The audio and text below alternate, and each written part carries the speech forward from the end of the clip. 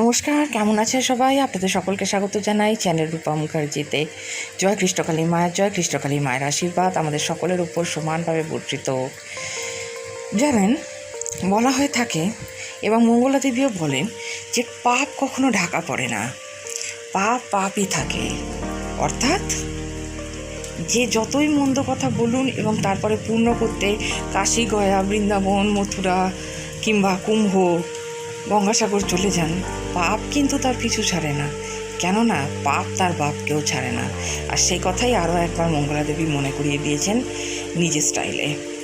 এটা বলা খুব জরুরি ছিল, কারণ কিছু লোক আছেন, কিছু বিরোধী আছেন যারা সভ্যতার সমস্ত সীমারেখা পার করে গেছেন এবং তাদের সভ্য সমাজের অন্তর্ভুক্ত বলা যায় না। তারা এই সমাজের কোনো অংশে থাকার উপযুক্ত নন, সে কথাই তিনি মনে করিয়ে দিয়েছেন। আমরা শুনে নেব মঙ্গলা দেবী কী বলেছেন। তবে তার আগে আপনাদের কাছে অনুরোধ, ভিডিওটি ভালো লাগলে লাইক, শেয়ার, কমেন্টস অবশ্যই করবেন, চ্যানেল সাবস্ক্রাইব করে পাশে থাকবেন। আমি এই মা অনেকবার এসছে, 8 বার। আর কিছু বলবো না, আমি জানি এখানে উপকার পেয়ে আসছেন শুধু ঘরে বসে নাম জপ করে। আর আপনারা সবাই জানেন মন্দির নিয়ে প্রচুর, বাবা এসছেন, চিনতে পেরেছি বাবা, মন্দির নিয়ে প্রচুর ঝড় হচ্ছে, সবাই জানেন। 3টে যুগ, 4 যুগে পড়েছে। এক হচ্ছে সত্য যুগ, ক্রেতা যুগ, দাপর যুগ আর কলি যুগ। এখন যে ভরা কলি, সেই জন্য আমরা ভগবানকে বিশ্বাস করি না। আমরা যে ভগবান বলে কেউ আছেন, আমরা তাকে ভয় করি না। আমরা দিনের পর দিন পাপ কর্ম করে যাই, আবার সঙ্গে সঙ্গে আমরা চাপা দিয়ে দিই। কিন্তু আমাদের এইটুকু ভয় নেই যে মাথার উপরে একজন আছে, পাপ করলে তাকে পাপের সাজা পেতেই হবে। যদি আমি পুণ্য কর্ম করি, পুণ্যর ফল পাবো, যদি আমি পাপ কর্ম করি, পাপের ফল পাবো। আমাদের তো এটাই, কিন্তু আমরা ভয় করি না, ভয় পাই না আমরা গোবিন্দকে। কিন্তু মা তো আছেন, যুগে যুগে মহাপুরুষরা প্রমাণ দিয়েছেন। বড় মা, আমরা বড় মাকে কেমন করে চিনলাম? বামা কাপার জন্য পরমহংসদেব কাকে ভবতারিণী, মা ভবতারিণীকে কে বলেছিলেন? পরমহংসদেব। আর কমলাকান্ত, যেমন আমাদের বর্তমানে কমলাকান্ত, আপনারা জানেন যে কতবারও তিনি প্রমাণ দিয়েছিলেন। দিনের বেলাতে কি দেখিয়ে দিয়েছিল? চাঁদ দেখিয়ে দিয়েছিল না? অমাবস্যার দিন চাঁদ দেখিয়ে দিয়েছিল। অমাবস্যার দিন কমলাকান্ত চাঁদ দেখিয়ে দিয়েছিলেন। মায়ের পায়ের কাটাকুটি রক্ত একদম বেরিয়ে গিয়েছিল। রামপ্রসাদ প্রমাণ দিয়েছেন, কমলাকান্ত প্রমাণ দিয়েছেন যে ওরে মা বলে কেউ আছে, আমাদের তো কোনো ভয় নেই, আমাদের কোনো ভয় নেই। এখন দেখো শুধু চাহিদা আর চাহিদা, মানে যেখানে টাকা আছে সেখানে সম্পর্ক আছে, যেখানে টাকা নেই সেখানে কোনো সম্পর্ক নেই। এখন হচ্ছে টাকার যুগ, টাকার খেল। কিন্তু এইটুকু বলছি, যার পৃথিবীটা চার, গোটা পৃথিবীটা চার, সে একটু ঠাঁই পাচ্ছে না। আজও মন্দিরের জন্য আমি আজও লড়ে আছি। তোমরা জানো, বারবার আমাকে বারবার অপদস্থ হতে হচ্ছে, বারবার এক কথা বলতে হচ্ছে, বারবার এক কথা, আমরা মন্দির করতে দেব না। এই কথা আপনার গোপীনাথ জিউসের জায়গায় মন্দির হবে না। কি অজুহাত, কি এক্সকিউজ দিচ্ছেন? না গোপীনাথ জিউসের জায়গায় নাকি সাত্য পুজো হবে না। ভগবান শ্রীকৃষ্ণ নাকি বিষ্ণু, আর সাত্য পুজো যাবে না। যারা এই কথাগুলো বলছেন তারা জানিয়ে না, যিনি কৃষ্ণ তিনি কালী। পরমহংসদেবকে একজন বলেছিলেন, যিনি কালী পুজো করেন তখনকার দিনে অত্যাচার একে একে মহাপুরুষদের হতে হয়েছে, জানি আমাকেও হতে হবে, তাছাড়া আমাদের করবে সে আমি জানি, তবেই মায়ের মন্দির হবে। তা যখন গঙ্গা স্নান করতে গেছেন পরমহংসদেব, মা মা করে পাগল, তখন ওনাকে বলছে যে এই তুই তুই কালী, চুপ কর সবাই একটু, তুই কালী পুজো কর। কেন কালী পুজো কেন করছিস? মা হচ্ছে শ্মশান বাসিনী, মা হচ্ছে খ্যাপা, মা হচ্ছে এরকম। কৃষ্ণ, ভগবান শ্রীকৃষ্ণকে পুজো কর। তা যখন স্নান করে সে পরমহংসদেব যেই মাকে এমন কথা বলাতে, সঙ্গে সঙ্গে গলায় মানে কৃষ্ণ ঠাকুরের কাছে একদম মন্দির ঢুকে পা দিয়ে দাঁড়িয়ে পড়েছে পরমহংসদেব। তখন সঙ্গে সঙ্গে কৃষ্ণ ঠাকুর কালীর রূপ হয়ে গেল। তখন বুঝিয়ে দিচ্ছে, তুমি কে? তুমি আমার গায়ে যেই স্পর্শ করলে, তোমার পদস্পর্শ, সঙ্গে সঙ্গে আমি কৃষ্ণকে কালী দেখছি কেন? তার মানে বোঝাচ্ছেন যিনি কৃষ্ণ তিনি কালী। ভগবানকে আমরাই আলাদা আলাদা করে দেখি, কারণ ভগবানের কোনো আলাদা রূপ হয় না, ভগবান এক এবং অদ্বিতীয়। তুমি সাই বাবাকে ডাকছো, দেখো মায়ের মধ্যে তাকিয়ে দেখো সাই বাবাকে দেখতে পারবে। তুমি বজরংবলী ভক্ত, দেখো মায়ের মুখের দিকে তাকিয়ে দেখো বজরংবলীকে দেখতে পারবে, পাবেই তুমি যদি সত্যি করে একদম একনিষ্ঠ সন্তান হও। তুমি ওম নমঃ শিবায়কে ডাকছো, দেখবে তুমি মায়ের মধ্যে তাকাও, ওম নমঃ শিবায় করে তুমি দেখতে পাবে। তার মানে তোমার ভক্তির উপরে সবকিছু হয়। মা হচ্ছে ব্রহ্মময়ী, মা যেমন তেমন নয়, গোটা ব্রহ্মটা মায়ের হাতে। তাই মা ব্রহ্মময়ী, মা কৃপাময়ী, মা দয়াময়ী। তাই যিনি কৃষ্ণ তিনিই কালী। আয়ন ঘোষের কাছেও কিন্তু ভগবান শ্রীকৃষ্ণ কালী রূপ নিয়েছিলেন। তাই ভগবান কিন্তু আমরা নানা রূপে নানান নামে আমরা চিনি। তিনি তো আমাদের মতো মানুষ নয়, তিনি একটা অলৌকিক শক্তি। তিনি কখন যে কি রূপ ধারণ করবে। তাই মা ভক্তি নেই, মা ভালোবাসা নেই, আর কিছু বলবো না। এবার শুধু বলি, আমি জানি এখানে লাখো লাখো ভক্ত এসছেন, উপকার পেয়ে এসছেন আপনারা। আমার দেরি হয়ে গেছে, আমার এমনিতে দেরি হয়নি, আমি কিছু ঘরের কাজ করি। আর আপনারা তো জানেন যেখানে সেখানে ডাক সেখানে। এবার আমি মায়ের কাছে প্রতিজ্ঞাবদ্ধ, বিশ্বাস করো, যে যত বড়ই হোক না কেন আমাকে ডাক, আমি যাবো না।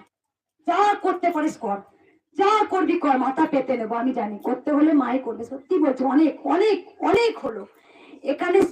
বাড়ি থেকে চলছে, বাড়ি থেকে চলছে, আমার বাড়ি থেকে অত্যাচার, বাড়ি থেকে হচ্ছে। এটাই উনি বলছিল, সেখানেও সেম একই।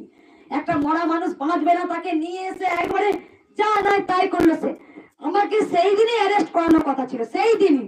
শুধু সেই 13টা ভক্ত সাক্ষী দিয়েছিল না, আমার পেশেন্টকে ডাক্তার লিখে দিয়েছিল, আস্তে আস্তে আস্তে মারা গেছে। সেখানে মঙ্গলা মা কি করবে? আমার মৃত্যু যদি থাকে হবে না? আপনার যদি মৃত্যু লেখা থেকে হবে না? যেই সময় সেই সময় মৃত্যু হবে, মৃত্যুটাকে কেউ আটকাতে পারে না। তাই সমস্ত পেপার পুলিশ দেখে তবে আমার কিচ্ছু করেনি। অনেক ফেক ভিডিও ছাড়লো, আমাকে ধরে নিয়ে গেছে, আমাকে অনেক কিছু। আরে আমি কি করছি আমাকে ধরে নিয়ে যাবে? আমি কি মদের দোকান করে বসেছি? না আমি কি অন্য কোনো খারাপ নোংরামো কাজ করছি? আমি তো আধ্যাত্মিক কথা বলি, যারা উপকার পায় তারাই ছুটে আসে। না তোমাদের বাড়ি থেকে থেকে আমন্ত্রণ করেছিলাম যে এসো গো তোমরা কৃষ্ণকালী মায়ের কাছে এসো, আমি বলেছি না। তোমরা নিজেরাই মানুষের মাধ্যমে প্রচার হয়ে গেছে, জয় কৃষ্ণকালী মায়ের নাম জপ করো, দেখো তোমরা উদ্ধার হবে। না একটা মাদুলি বিক্রি করেছি? তোমরা কেউ বলতে পারবে? এই 2 বছরে যে একটা মাদুলি বিক্রি করে তোমাদের হাতে দিয়েছি, যে একটা মাদুলির দাম 500 টাকা, বা তোমাদের একটা সিকিউরিটি গার্ড বসিয়ে বলেছি এত টাকা ছাড়া তোমাদের মন্দিরেতে এন্ট্রি নেই, বা ত্রিশূল আমি স্পর্শ করাবো না? আমি বলতে পারতাম আয়েস, আমি 500টা বেশি ভক্ত দেখবো না, আমি আয়েস করবো, দেখবো, চলে যাবো, ব্যাস বেরিয়ে যাবো, বলতে পারতাম তো। কিন্তু না, আমি কোনো তাবিজ, কবচ, মাদুলি, সর্ষে পোড়া, আংটি পোড়া, জল পোড়া, তেল পোড়া বিশ্বাস ছিল। আমি বিশ্বাস করি গোবিন্দকে, আমি গোবিন্দকারী মাকে আমি জানি যে ভগবান সর্বশ্রেষ্ঠ, তিনি সৃষ্টিকর্তা, তিনি সব কিছু, তিনি সব করতে পারেন। তিনি মন করলেন সব ধ্বংস করে দিতে পারেন, আবার তিনি মন করলে আবার নতুন করে সৃষ্টি করতে পারেন। তাই মা কাকে সত্যি বোঝা, অনেকক্ষণ মায়ের কাছে বসেছিলাম, মাকে বলেছি নীল উপোস, নীল ষষ্ঠী, ভালো ব্রত, তুই তো আমার কথা শুনিস, নয় ধ্বংস কর, আর না হলে তুই নতুন করে সৃষ্টি কর, পুরো ধ্বংস করে দে, ধ্বংস করে তুই নতুন করে সৃষ্টি কর। আমার আর নিতে পারছি না মা, বিশ্বাস কর, আর নিতে পারছি না। একটা মানুষ তো রক্তে মাংস করা, কতবার হ্যারাসমেন্ট, কতবার আমাদের কোনোভাবে এলাও নেই। তার আগেই খবর চলে গেছে থানাতে, আসছে আটকে দে। কে আপনি? ইনসাল্ট করছে, অপমান করছে, আমাদের হাসছে দেখে।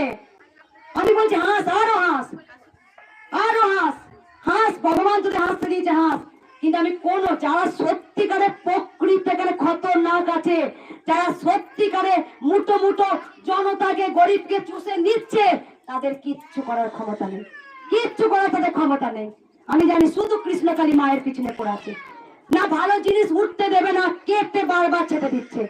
অনেক লড়াই করেছি, তোকে আমি জল খাওয়া, বাচ্চাটাকে বার করে নিয়েছো, বাচ্চাটাকে বার করে নিয়েছো, বাচ্চাটাকে এদিকে নিয়ে এসো, এদিকে নিয়ে চলে এসো মা, এদিকে নিয়ে এসো, দিয়ে কিন্তু বসো একটু, একটু চল বাচ্চা দেখবে, চল বাচ্চা দেখো।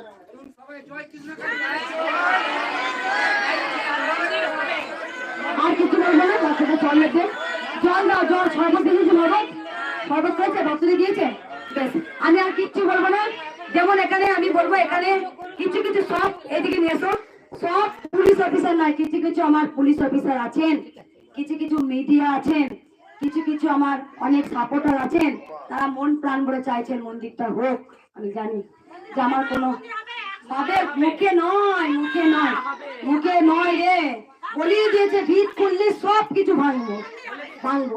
এই মন্দিরটা ভাঙতে এসেছিল, তোমরা সবাই দেখেছো, শক্তিগড় থানা থেকে এসেছিল, চালের বস্তা নিতে, যেদিনকে ঝড় বৃষ্টি হলো না, সেদিনকে সিকিউরিটি গার্ড বলছে, আমরা তো রাত্রিবেলা ছিলাম, নাইট সিকিউরিটি ছিল তো, হ্যাঁ ছিল তো, একা ছিল তো, কারেন্ট চলে গেছে, তখন চালের বস্তা নিয়ে ছুটছিল, তখন ও যে খপ করে ধরেছে, ধরে বলছেন তোরা তোদেরকে এখানে কে পাঠিয়েছে, বলে কি আমরা চুরি করবো, সব সব নিয়ে চলে যাবো।